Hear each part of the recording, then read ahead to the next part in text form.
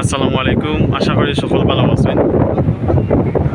দীর্ঘ বৃষ্টির পরে বাতাসের পরে পানি বাড়ছে, আর যার কারণে স্রোত আছে। স্রোতের মধ্যে অনেকে মাছ মারতে পালা পায় না, আর সেই শখে অনেকে বার হয়েছেন মাছ মারার লাগে। এই দেখা সবাই কিন্তু মসজিদপুরের হিন্দু মুসলমান নির্বিশেষে সকলেই কিন্তু মাছ মারার শখে বার হয়েছেন। মাছ মারা বিভিন্ন জনে বিভিন্ন পন্থায়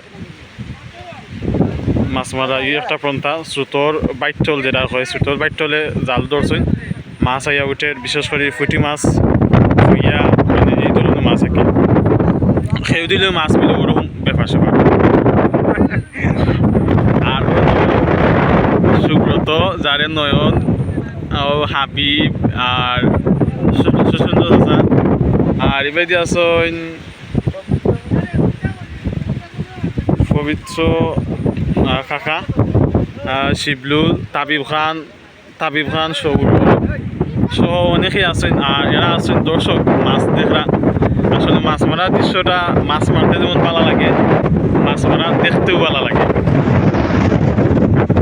একবারে ক্লিন একটা পরিবেশ, বোঝা যায় বাতাসের মেঘের কারণে সতেজ একটা পরিবেশ। এরা আছেন অনেকে আছেন মাছ মারার দৃশ্য দেখা। তো অবিনাশ রাস্তা একটি সময় মাছ মারা আমার কাছে আছে, সকলেও আছেন মাছ মারা দেখার লাগে।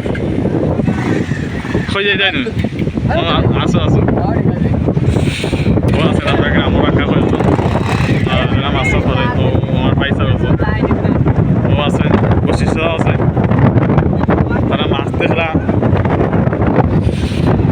বাতাস কিন্তু খুব প্রচণ্ড। ও আছে বেলজালও মাছ দেখলা। এক কথায় রাস্তার দুই পাশে মানুষের খুব সমাগম। রাস্তা থেকে সেও দিলেও মাছ মিলে, ওই যে শীতের মাছে মেরে আইসে, প্রচুর বাতাস। কিন্তু ওইগুলা দেখাইতাম গ্রামের সাইডে থেকে মানুষের কিন্তু মাছ মারা সেও বাজার গেছে। পরিবেশটা দেখতে ভালো লাগে, একবারে সতেজ, বোঝা যার বৃষ্টি দিয়া গাছের গুছাত বা গাছের মধ্যে বৃষ্টি দিছে, অনেক সতেজ ভাব দেখা যায়, যার কারণে সুন্দরও লাগে পরিবেশটা। বোঝা যায় একবারে ফ্রেশ, একেবারে গ্রামের যে চিরাচরিত দৃশ্যগুলো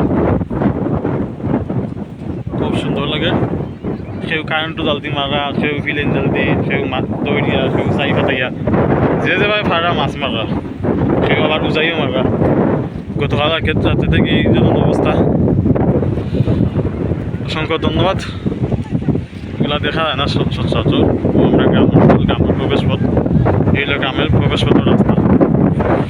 অসাধারণ ভিউ, সকলকে ধন্যবাদ। এটা আসলে কোনো ব্লগ নাই, এমনিতেই হঠাৎ করে দেখলাম, নিজেও দেখার লাগিয়েছি।